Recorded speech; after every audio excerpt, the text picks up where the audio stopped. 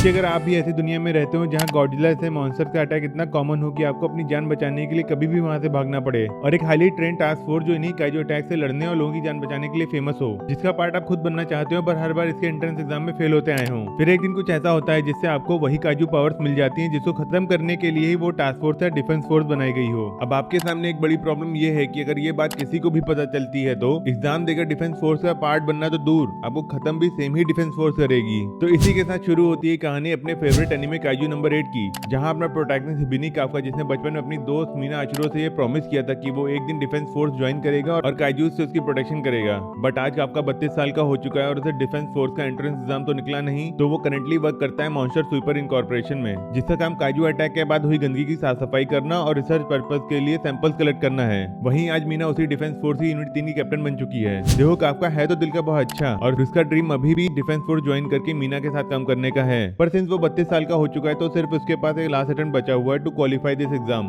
अब उसी monster sweeper incorporation को ज्वाइन करता है रेनो इचिकावा, जो टैलेंटेड तो है ही और साथ ही काफका को एंट्रेंस एग्जाम के लिए मोटिवेट भी करता है। अच्छा हाँ, आपको बताता हूँ कि एंट्रेंस एग्जाम के पहले क्या हुआ था। एक रेड के क्लीनअप वर्क के एंड में रेनो और काफका अकेले रह जाते हैं और पता नहीं कहाँ से वहाँ एक काजू आ जाता है और काफका अपनी जान की परवाह किए बिना रेनो को वहाँ से बचा के भागने में हेल्प करता है। और एक पॉइंट ऐसा आ जाता है जब काफका को लगता है कि वो मीना से किया प्रॉमिस अब पूरा नहीं कर पाएगा और शायद यही मारा जाएगा, बट तभी रेनो वहाँ के उसको बचाता है और साथ ही डिफेंस फोर्स को भी बुला लाता है, जिससे दोनों बच तो जाते हैं बट बहुत इंजर्ड हो जाते हैं। अब हॉस्पिटल में होता यह है कि जब काफका बेड पे लेटा हुआ कुछ सोच ही रहा था तभी वहाँ एक अजीब सा क्रीचर आ जाता है और काफका के अंदर घुस जाता है। इससे काफका को मिलती है काइजू पावर्स, और वो भी कोई ऐसी वैसी काइजू पावर्स नहीं। इनफैक्ट इससे पहले इस पावर लेवल के सिर्फ 7 ही काइजू अपीयर हुए हैं, इसलिए इसको काइजू नंबर 8 का नाम दिया गया है। अब काफका अपनी नई पावर्स के बारे में समझता तो नहीं है पर वो इन्हें यूज भी नहीं कर सकता है क्योंकि ह्यूमैनिटी की फाइट ही इन्हीं काइजू से है। साथ ही काफका अपने ह्यूमन फॉर्म और काइजू फॉर्म में स्विच भी कर सकता है, तो वो डिफेंस फोर्स के एंट्रेंस एग्जाम को अभी भी दे सकता है। अब डिफेंस फोर्स के एग्जाम के दिन रेनो और काफका की मुलाकात होती है किकोरू शिनोमिया से,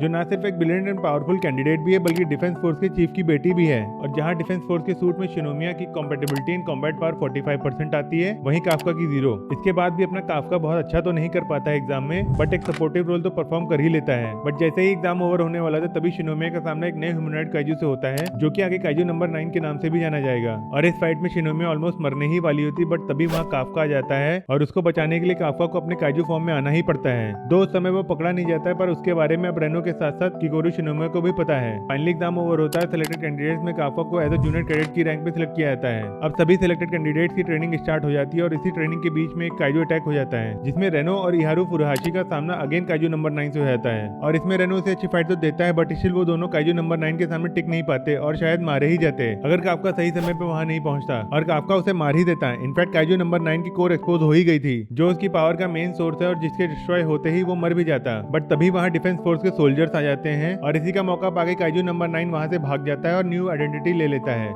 अब इस इंसिडेंट को कुछ ही दिन हुए होंगे कि तभी एक और ग्रैंड काइजू अटैक हो जाता है, जिसमें आप लोग पहली बार वॉइस कैप्टन शोशिरो होशिना की स्वॉर्ड स्किल्स देखेंगे। और ये फाइट इतनी इंटेंस होती है कि जिसमें वॉइस कैप्टन होशिना जीत भी जाता अगर काइजूस के पास हीलिंग पावर्स ना होती तो। इसीलिए वॉइस कैप्टन के इतने स्ट्रॉन्ग और फास्ट होने के बाद भी वो इतना इंजर्ड हो जाता है। बट तभी वहाँ टीम के बाकी मेंबर्स के साथ साथ कैप्टन मीना भी आ जाती है, जो सभी की हेल्प और कोऑर्डिनेटेड अटैक से उस काइजू को मार भी देती है। पर वो काइजू मरते मरते कुछ ऐसा ट्रिगर कर देता है जिससे सभी स्मॉल ड्रैगन काइजू खुद को कंबाइन करके एक बड़ा एयर बॉम्ब बना लेते हैं। और इस पॉइंट पे सबको समझ भी आ गया था कि इस अटैक से शायद कोई भी नहीं बच पाएगा। तभी अपना काफका आगे आता है और अपने सभी साथियों को इस अटैक से बचाने के लिए अपनी काइजू पावर का यूज करता है। बट अब जब सभी को उसके काइजू होने के बारे में पता चल जाता है तो उसका रिजल्ट ये होता है कि काफका को डिफेंस फोर्स की यूनिट 3 की टीम खुद कैद कर एक सीक्रेट फैसिलिटी में भेज देती है। बट अभी तक काफका डिफेंस फोर्स की यूनिट 3 और अपने फ्रेंड्स की रिस्पेक्ट अर्न कर चुका होता है, जिसके लिए सभी उसे एक पार्टिंग सैल्यूट भी देते हैं। अब सीक्रेट फैसिलिटी में डिफेंस फोर्स के चीफ इशाओ शिनोमिया खुद आते हैं काफका को टेस्ट और एग्जीक्यूट करने, और इतनी टेंस सिचुएशन में वो काफका को रिलीज कर पहले तो अटैक कर उसे ट्रिगर करते हैं काइजू पावर्स यूज करने के लिए। फिर चीफ शिनोमिया खुद काइजू नंबर 2 से बने वेपन्स यूज करते हैं और वो इतने पावरफुल होते हैं कि बिना काइजू पावर्स के तो काफका मर भी जाता। इनफैक्ट एक पॉइंट पे तो लगा भी था कि चीफ काफका को मारने के इरादे से ही अटैक कर रहे हैं और शायद मार भी देंगे, बट उसी समय काफका का सेल्फ डिफेंस ट्रिगर हो जाता है और अपने काइजू फॉर्म में आ जाता है। But since under defence mechanism था तो उस समय उसकी बॉडी का कंट्रोल उस क्रीचर के पास था और उस पॉइंट पे काफका के अटैक चीफ को मारने के इरादे से ही हो रहे थे, जिसको काफका चाह के भी नहीं रोक पा रहा था और वो शायद चीफ को मार भी देता, पर किसी तरह फाइनल अटैक के टाइम वो खुद को ही मार लेता है। हालांकि काफका इससे मरता तो नहीं है, बट यही वो पॉइंट है जहाँ चीफ और डिफेंस फोर्स की टीम को यकीन हो जाता है कि काफका से ह्यूमैनिटी को खतरा नहीं है। इनफैक्ट वो अपनी पावर्स का यूज उनको बचाने के लिए ही करेगा।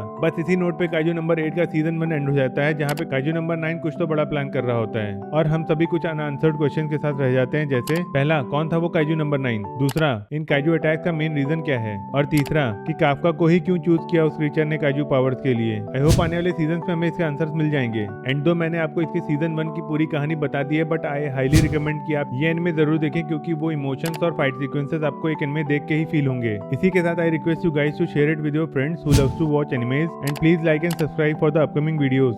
Thank you.